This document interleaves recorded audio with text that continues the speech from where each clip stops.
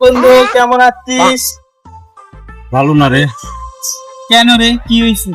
কালকে একটা কুকুর আমার পায়ে কামড় দিছিল রে, এই কারণে আমার মনটা খুব খারাপ। ও, সেই জন্য এত মন খারাপের কি আছে? তুই শালা, তুই আমার বন্ধু হয়ে এমন কথা বলতে পারলি? শালার বেটা কিছুই বুঝি না। তুই আমার ভালো চাস না খারাপ চাস? আমি বয়ে বয়ে আছি, ডাক্তার আমার বলছে পাঁচটার মধ্যে 5টা ইঞ্জেকশন দেওয়ার জন্য। বাসায় যেতে পারি না, বাসায় গেলে মা বাবা ধরে 5টা ইঞ্জেকশন দিয়ে দিব। তোর কাছে আসছি, তুই ভালো একটা বুদ্ধি পরামর্শ দে, দিবি কিনা সেটা বল, না দিলে আমি চলে যাই।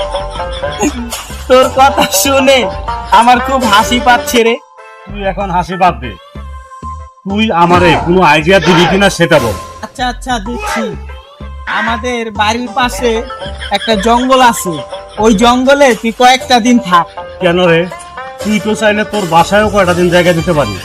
আরে ছাগলের বাচ্চা, আমি যদি তোরে আমার বাসায় জায়গা দেই, তাহলে তো তোর বাবা তোরে বাসায় গিয়ে ধরে নিয়ে আসবে। ও তাই তো, এটা আমার মাথায় আসে নাই।